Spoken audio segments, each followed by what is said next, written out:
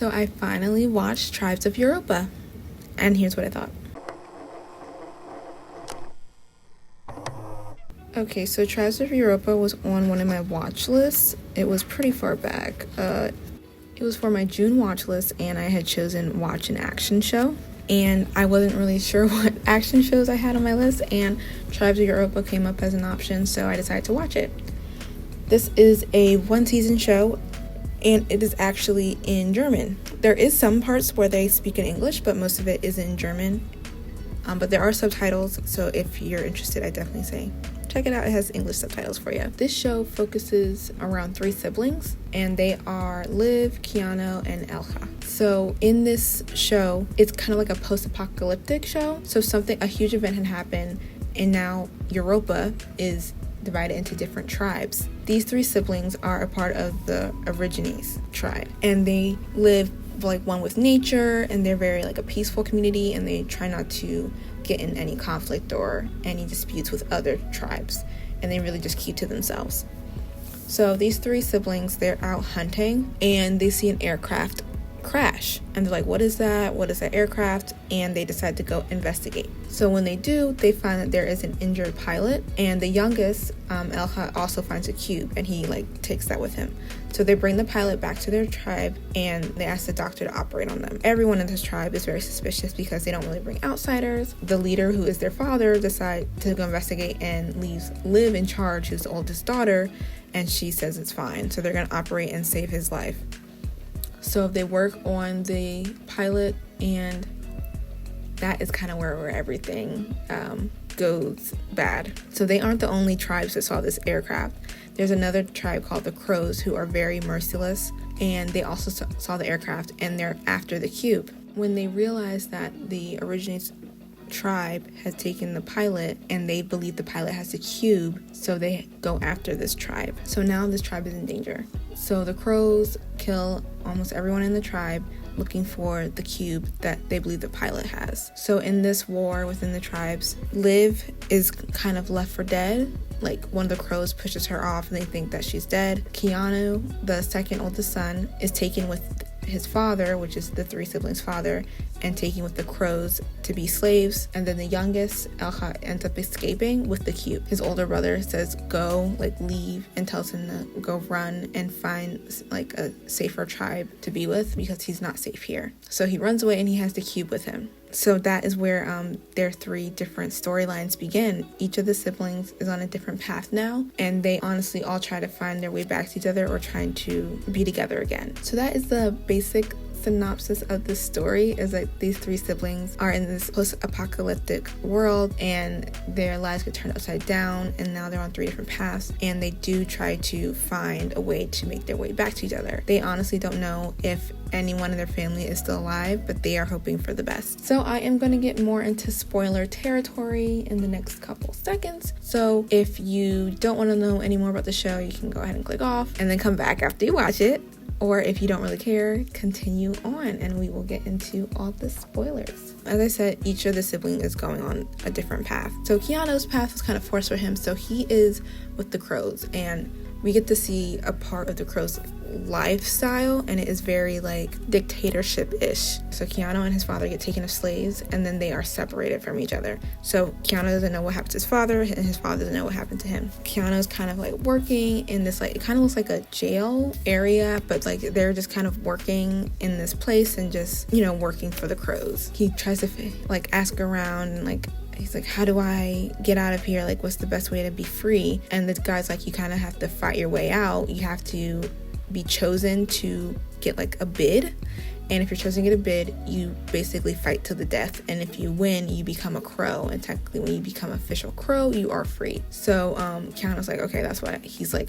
That's what I gotta do. I need to try to get a bid and try to become a crow so I can be free and not be a slave anymore. And the dude who's telling him everything is no, are you crazy? First of all, you have to be picked. You can't just want a bid, and they don't give him out like that. So he's it's very difficult to get a bid, and you're not gonna get one, so he needs to stop trying, basically. So that's what Keanu's dealing with, and his story is definitely one of the most heartbreaking ones within the series, because you see him go through such a rough time. and what he's doing, and he doesn't know if any of his siblings are alive. He doesn't even know what's happened to his father. And then he sees some illegal activity going on, or like some other slaves trying to sell the product that they're working on, and he tries to tell his friend, is like, hey, these dudes are doing something that's illegal, we can get them in trouble, and maybe if we let them know, we can get bids and then try to become free. Little does he know that his friend was in on it, and so they try to ambush Keanu and kill him. When they see that these boys who are slaves are in a fight, the head woman, I forget her name, but let's just call her the head mistress.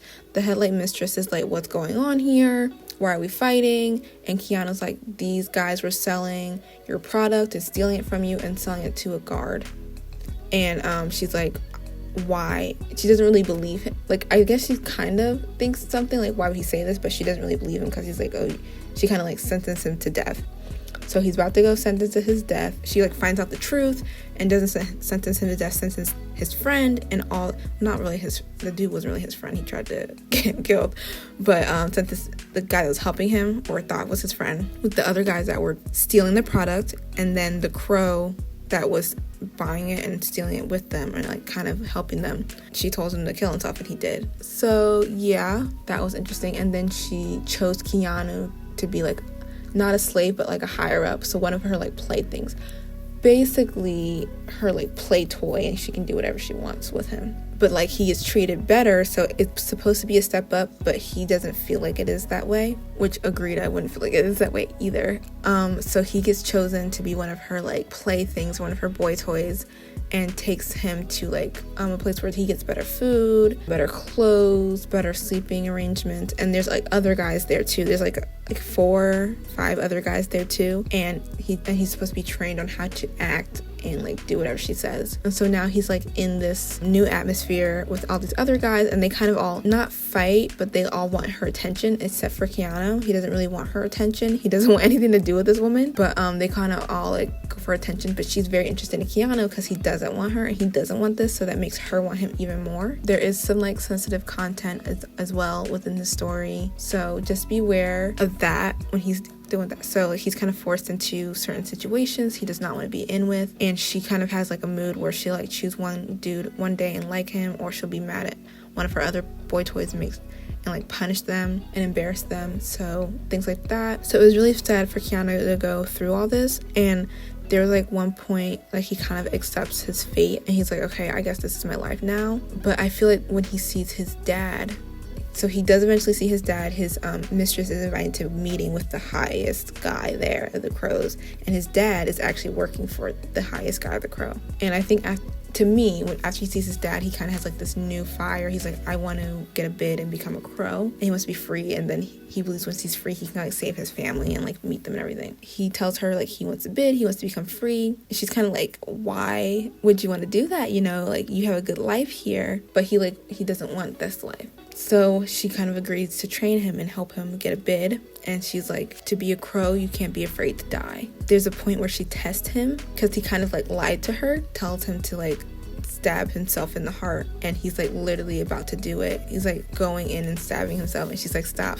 And I was literally crying. I was like, oh my goodness, he's literally like stabbing himself, because like she's like, either you do it or I do it. And so he's like, I'll do it. And I was like, dude, I would let her torture me or whatever. I couldn't stab myself. But then she stops him because she's like, okay, you're willing to do that, so you're stronger than I thought. So that's when she starts training him to get his bid. And then he goes to see who he's gonna fight, and it turns out to be his father.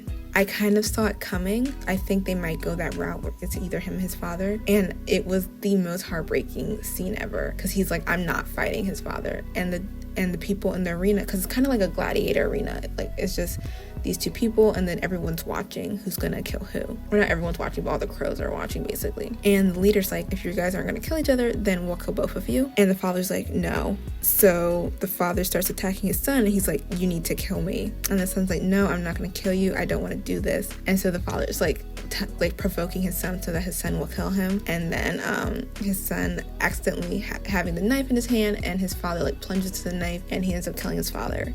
and he's like so devastated. And his like headmistress was like, did you really think you could get this far without like having any type of baggage or any type of trauma in your life? And so she's like, now you have no more like anything holding you back, no more like burdens, nothing that can be like a weakness to you. This is kind of like a favor I did for you. And it was just so sad. First of all, he killed his father. Now he's like mourning the death of his father, and he's the one that caused his father to die. So that scene was just so heartbreaking. It was just so sad.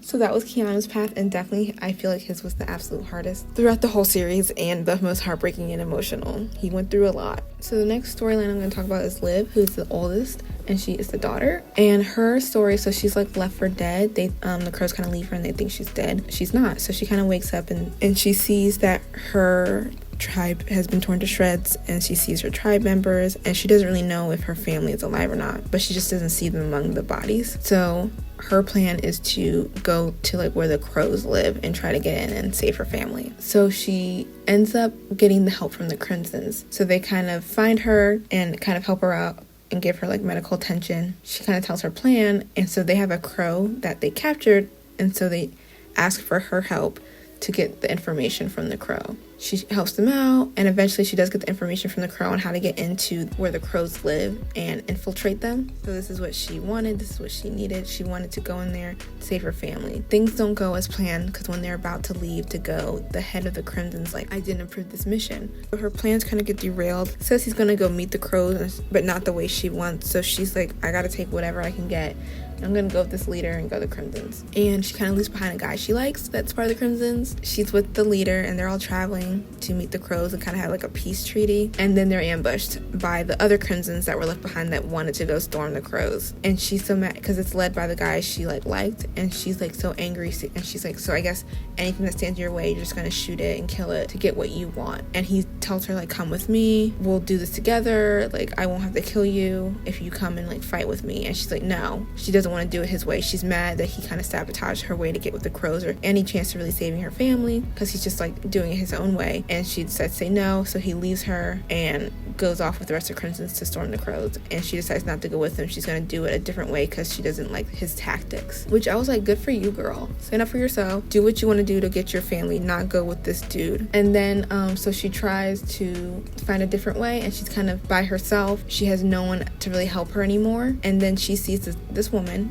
and it's a gorgeous woman on a horse, saying like, hey, come with me. She's like, there'll be crows over here and soon, come with me and you'll be safe. So this is like a new tribe we don't really know about, because I don't know the name of this tribe, but this is like, I guess this will be Liv's new journey. So it's like, first she's like with the Crimsons, she's training with them, she kind of becomes a Crimson to fight the crows, and then she completely leaves the Crimsons because the first half of them were ambushed by the other half, and she doesn't want to do that way. So Liv decides to go with this woman on a horse, and hopefully from there she can still find her family. And then the youngest son, his journey, so he escapes and he runs to the cube, but he needs to find someone to fix it because it's kind of like not really working. So he kind of finds a fixer, and this guy becomes like a father figure kind of on his trip. And at first they don't really get along because the dude tries to steal the cube from him, but then they realize like they're better if they stick together. So this older guy helps him find a person to fix it, and then they find the parts they need, and through this whole time they're kind of sticking together.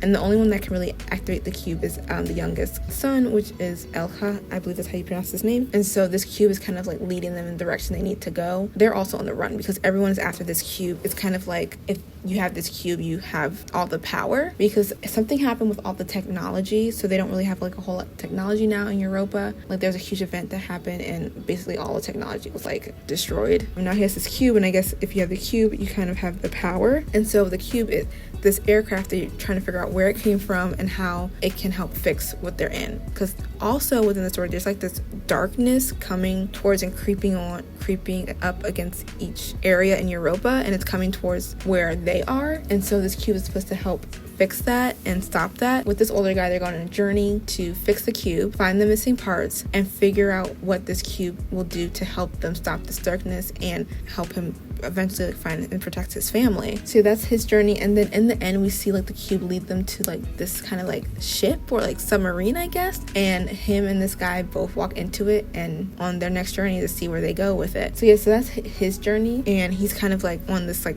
quest, I guess, to figure out how to use the cube and what its purpose and how to fix everything and Save Europa. I really enjoyed watching this show a lot more than I thought I would. It did seem interesting from what I saw in the trailers, but I didn't think it'd be so good. So I really enjoyed it. I loved the 3 siblings, and I really did like how it was family based, because I feel like sometimes post-apocalyptic shows focus on a couple, or like 2 friends that become a couple, or like a relationship, and it didn't really focus on that. It focused on like a family bond.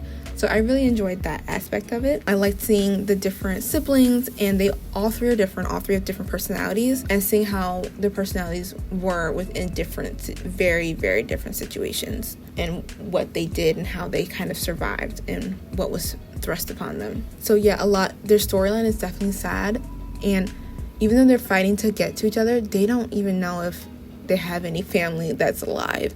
So that's really heartbreaking and really sad, because we all know that the 3 siblings are still alive, but they don't know who is still alive. So yeah, if you're gonna watch this show, do it. I highly suggest it. I enjoyed it. If you like post-apocalyptic, definitely watch it. It definitely is graphic, so I'm just gonna warn you, they do not shy away from the fight scenes, the killing scenes. So if that's something you're not really into, or if you don't like anything that's really graphic, then keep away from this. There is some nudity as well, and there are some sex scenes, and there are some kind of traumatic ones as well. So if that's something that does trigger you, maybe this isn't the show for you. But other than that, I think a lot of the show was really good. I enjoyed watching it a lot. And it was very short. I believe it was like 6 or even 8 episodes. I have to double check on that. But it was a very short season. I'm really hoping they have a season 2. I enjoyed it so much, and I kept wanting to see more, and I was like, I need a season 2. I need to see what happens to these 3 siblings. As I said, it's a German show. There is some language in English, but a lot of it is in a foreign language, in German. I watched it with German with subtitles. I'm not sure if it's dubbed in another language. I didn't try that, so I'm not 100% sure, but if you want to watch with subtitles, definitely highly suggest it. It's worth the watch. So if I had to rate this, I honestly think I would give it a 4. I really enjoyed it. I think I'll give this show a 4 out of 5. I think it was really good, and I enjoyed watching it, and I want to see as much more as I can. If you have seen Tribes of Europa, what did you think of it? Did you like it? And what did you think of the 3 siblings and their storylines? Because a lot of it was really sad for me, but it was really good. I love seeing Liv as a strong female character. Loved her. It is on Netflix. It's a Netflix original, I believe, if you want to go check it out. But yeah, that is what I thought of Tribes of Europa. I loved it. Highly recommend. Definitely everyone should go watch it. I did a blog post on this, so I will link that down below. I'll also link my watch list for this as well.